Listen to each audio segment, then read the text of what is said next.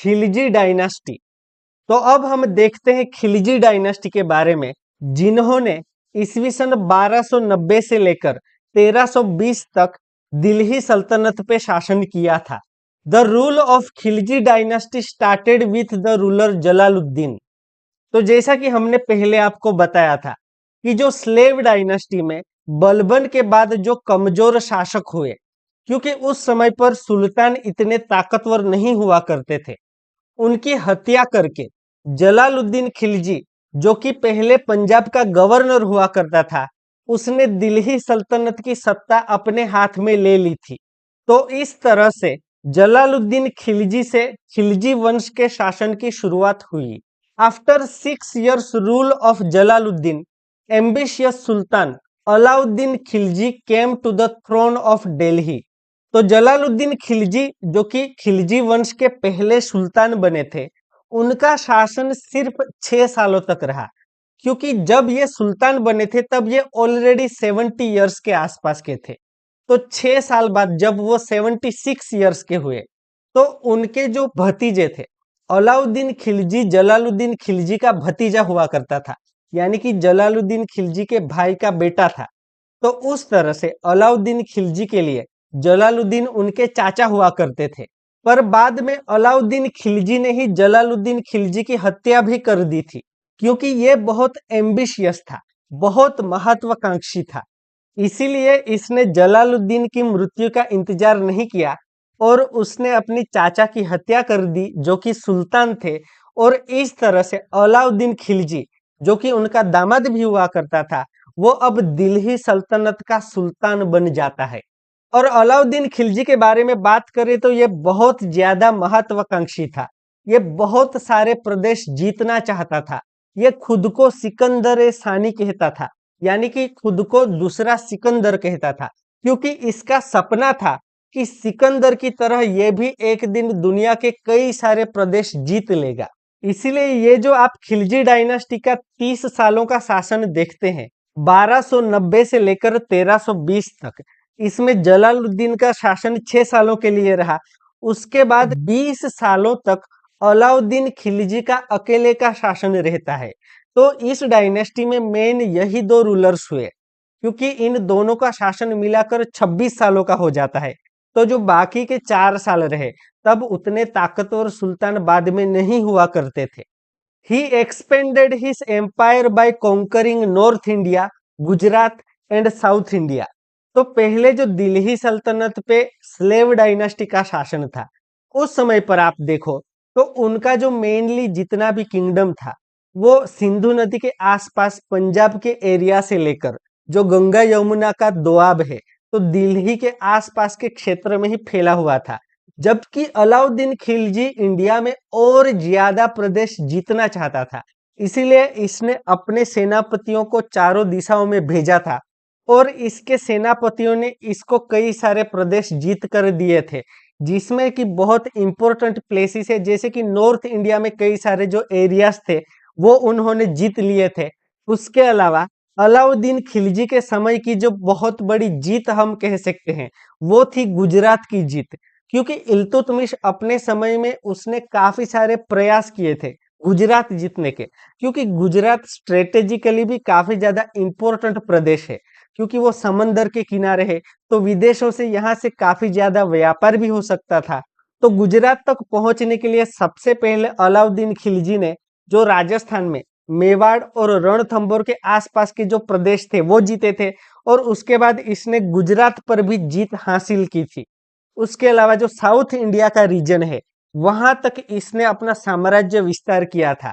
दक्षिण भारत में आप देखो तो जो काकतीय डायनेस्टी हुआ करती थी, जो कि वारंगल में वो लोग शासन किया करते थे, तो साउथ इंडिया में जब अलाउद्दीन खिलजी के सेनापतियों ने जीत हासिल की थी, तो वहीं से वारंगल में से सबसे पहली बार अलाउद्दीन खिलजी को दुनिया का जो सबसे प्रसिद्ध डायमंड है, सबसे प्रसिद्ध हीरा कोहिनूर, वो प्राप्त हुआ था। He started the system of keeping permanent army इन दिल्ली।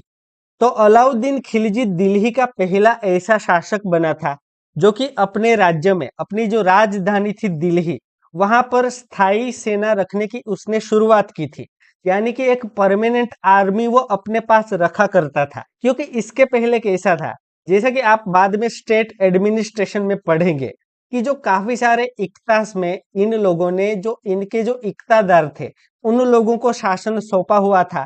तो उन हर एक इक्तादार के पास अपनी एक स्मॉल आर्मी हुआ करती थी। और जब भी सुल्तान को बड़े युद्ध लड़ने के लिए जाना होता था तो पहले ये इक्तेदार लोगों को इन्फॉर्म करते थे। वो कुछ महीनों में आर्मी को रेडी करते थे। उसके बाद वो आर्मी लेकर इकट्ठा होते थे और सुल्तान युद्ध लड़ने के लिए जाया करते थे। तो इस तरह से सुल्तान के पास पहले अपनी कोई खुद की परमानेंट आर्मी दिल्ली में नहीं रहा करती थी। पर अलाउद्दीन खिलजी को तो बहुत सारे प्रदेश जीतने थे, नई नई जगहों पर उसको युद्ध लड़ना था ताकि ज्यादा से ज्यादा प्रदेश वो अपने अधिकार में कर सके।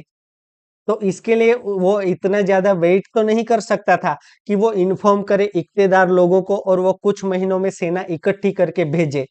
इसीलिए सबसे पहली बार करीबन 1 लाख की सेना ये दिल्ली में रखा करता था परमानेंटली, ताकि इसको कभी भी युद्ध में जाना हो तो इसकी सेना हमेशा इसके पास तैयार रहे। He introduced a system of mark means दाग, चेहरा for distinctive identification of army horses and soldiers. Alauddin Khilji ने अपनी सेना के घोड़ों को और अपने सैनिकों की पहचान के लिए दाग और चेहरा पद्धति की शुरुआत की थी। अब ये जो दाग और चेहरा पद्धति है ये दरअसल ऐसा हुआ करता था कि जो उनके आर्मी के हॉर्सेस हुआ करते थे उनकी पहचान के लिए उन पर एक निशानी कर दी जाती थी, यानी कि एक मार्क या दाग लगा दिया जाता था, ताकि वो जो निशानी है वो देखकर और लोगों को भी पता चले कि ये आर्मी का हॉर्स हुआ करता था। क्योंकि उस समय पर जो हॉर्सेस थे वो युद्ध में लड़ने के लिए काफी ज्यादा इंपॉर्टेंट थे और विदेशों से इन हॉर्सेस को मंगवाया जाता था। तो इन हॉर्सेस को संभाल के रखना काफी ज्यादा जरूरी था। तो इन सब बातों की वजह से अलाउद्दीन खिलजी ने हॉर्सेस यानी कि आर्मी के जो घोड़े थे उनकी पहचान के लिए मार्क, दाग यानी कि जो एक उन पर निशानी कर दी जाती थी उस सिस्टम की शुरुआत की थी। उसके अलावा जो फेस यानी कि चेहरा की जो पद्धति थी वो अपनी सोल्जर्स के पहचान के लिए थी। इसे चेहरा या हुलिया भी कहा जाता था। तो जो उनकी आर्मी में जितने भी सोल्जर्स थे उन सबका प्रॉपरली रिकॉर्ड रखा जाता था। क्योंकि अलाउद्दीन खिलजी वैसे भी पहला सुल्तान था जिसने परमानेंट आर्मी रखने की शुरुआत की थी। तो उनके पास जितने भी सोल्जर्स थे उन सोल्जर्स का प्रॉपर रिकॉर्ड रहे। अगर कोई सोल्जर्स की युद्ध में डेथ हो जाती है तो उसका भी उनके पास प्रॉपरली रिकॉर्ड रहे। उसके अलावा जो आर्मी में वर्तमान में कितने सोल्जर्स हो तो उसका भी उनको पता रहे। तो इसके लिए उसने फेस, चेहरा या हुलिया जो पद्धति थी यानी कि हर एक सोल्जर का प्रॉपर रिकॉर्ड रखा जाता था, उसकी उसने शुरुआत की थी। तो ये जो मार्क यानी कि जो दाग है और फेस यानी कि जो चेहरा है ये दोनों पद्धति आर्मी हॉर्सेस और सोल्जर्स की पहचान के लिए बनाई गई थी। He also made administrative reforms like price regulation, market control and hoarding regulation. तो अलाउद्दीन खिलजी ने उस समय पर बाजारों में जो चीजें बेची जाती थी उनका जो भाव नियमन था वो सारा कंट्रोल अपने हाथ में रखा था। कौन सी चीज बेची जाएगी, वो कितने प्राइस में बेची जाएगी, वो सारी चीजें सुल्तान के द्वारा डिसाइड की जाती थी। इसके अलावा जो मार्केट कंट्रोल यानी कि जो बाजार का नियंत्रण था यह भी पूरी तरह से सुल्तान के हाथ में था। उस समय पर भी काफी सारे किसान खेती करते थे और कृषि से जितना भी उत्पादन होता था यानी फार्मिंग से जितना भी उत्पादन होता था वो बेचने के लिए इसने मंडियां भी बनवाई थी। और उन मंडियों में कुछ सर्टेन व्यापारियों को इनके द्वारा परमिशन दी जाती थी और उस तरह से भी इनको इनकम आ रही थी। वर्तमान समय में भी आप देखो तो हमारे देश में कौन कौन सी चीजें लीगली बेची जा सकती है, कौन सी चीजें नहीं बेची जा सकती, जिस तरह से सरकार तय करती है। उसके अलावा हर चीज पे हम एमआरपी देखते हैं यानी कि मैक्सिमम रिटेल प्राइस, कि कोई भी चीज मैक्सिमम कितने रुपये में बेची जा सकती है। एमआरपी से ज्यादा प्राइस में चीजें नहीं बेची जा सकती। तो ये सारी चीजें जिस तरह से अभी गवर्नमेंट तय करती है तो अलाउद्दीन खिलजी के समय में भी सुल्तान के द्वारा प्राइस रेगुलेशन यानी कि भाव नियमन, उसके अलावा मार्केट कंट्रोल, यानी कि जो बाजार का नियंत्रण था वो अपने हाथों में रखा गया था।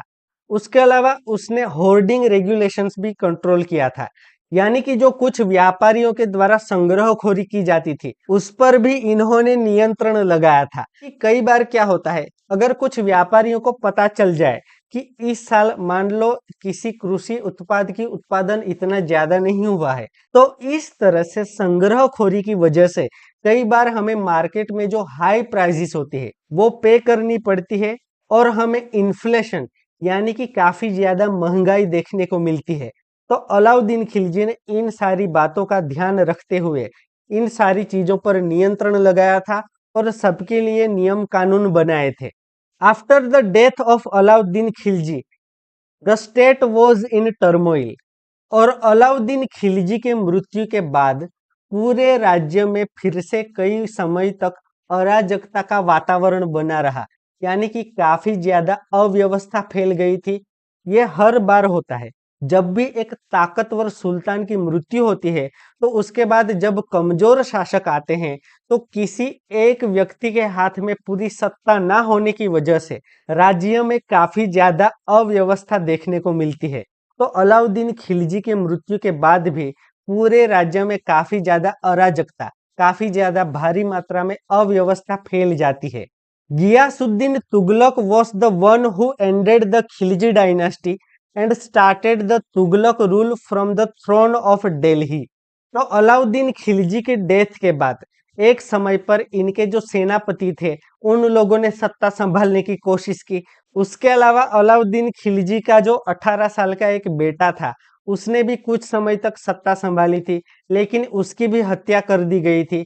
और उसके बाद इसके जो एक और सेनापति थे उसने सत्ता संभाली थी। तो इस तरह से खिलजी डायनेस्टी में जलालुद्दीन खिलजी ने 6 सालों तक शासन किया था। अलाउद्दीन खिलजी ने उसके बाद 20 सालों तक शासन किया। और जो आखिरी के 4 साल थे उसमें किसी भी एक व्यक्ति के हाथ में लंबे समय तक सत्ता नहीं रहती, जिसके बाद गियासुद्दीन तुगलक ने खिलजी डायनेस्टी के शासन का अंत कर दिया। और उसके बाद हम देखेंगे कि तुगलक वंश के शासन की शुरुआत होती है। यहाँ पर हमें एक इंफॉर्मेशन दी गई है। Famous poet Amir Khusro was there during the rule of Alauddin Khilji. तो जैसा कि हमने पहले आपको बताया था कि अमीर खुसरो जो थे ये पहले बलबन के समय में दिल्ली सल्तनत में आए थे। और उसके बाद अलाउद्दीन खिलजी के समय में भी ये अलाउद्दीन खिलजी के दरबार में हुआ करते थे। अमीर खुसरो दिल्ली सल्तनत के समय के बहुत ही ज्यादा प्रसिद्ध कवि हुआ करते थे। He composed famous literary works like Kirat ul सदायन, Ashika, नूसिफिर etc. और अमीर खुसरो ने उस समय पर किरात उल सदायन, आशिका और नूह जैसी कई प्रसिद्ध साहित्यिक कृतियों की रचना भी की थी।